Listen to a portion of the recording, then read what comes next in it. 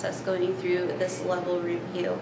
The most beneficial parts of this process for me came in the reflective work that I did. I feel like I came out of my master's program not entirely happy with the work that I had done there, and this was an opportunity to go back to those really key elements and to look at reflection and unit building and student learning and all of those things, and to do it in a better context, having actually taught now. And so I felt like it was almost getting to, hit redo, and then to do those things with a better mind for them. And I feel like I grew in the analytical part of both my thinking and my writing. I also feel like one of the things that I learned was that teaching is never wonderful the first time around. You never nail it the first time. And so what I learned through this process is that when you don't nail it, you don't throw it out.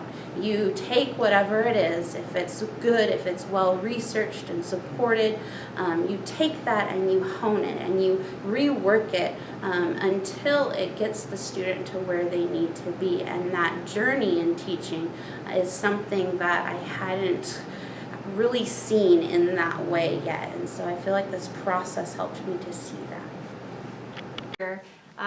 It really has been meaningful because I've been able to not only focus on bigger problems of practice that I've had in my classroom and focus on them with diving into more research that I wouldn't normally do.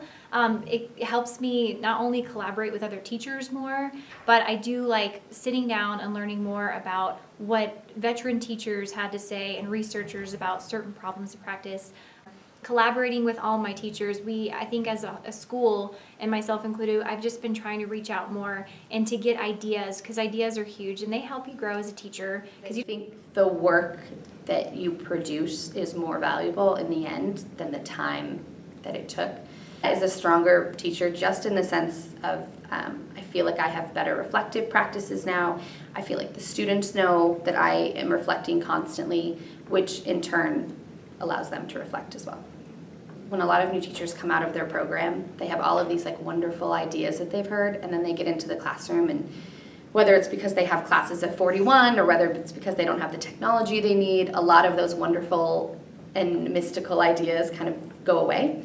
And so I think attempting something like this, working on this reflective, what can I try, what do I see that I wish I didn't see, and also what do I see that I want to see more of, kind of allows you to go back to that rejuvenated, fresh, oh my gosh, okay, there are all these options that I can do, and this is possible to do. Maybe not in a way I originally thought, being a first-year teacher, but it definitely allows you and almost gives you an excuse to go back to that reflective, where did I start, my beginnings, what was most important at the beginning of my career. And it allows you to go back to that and really remember that at the end of the day, this is about the kids and what they're learning and how they feel. And I think this process allowed me especially to reflect on that and improve on that.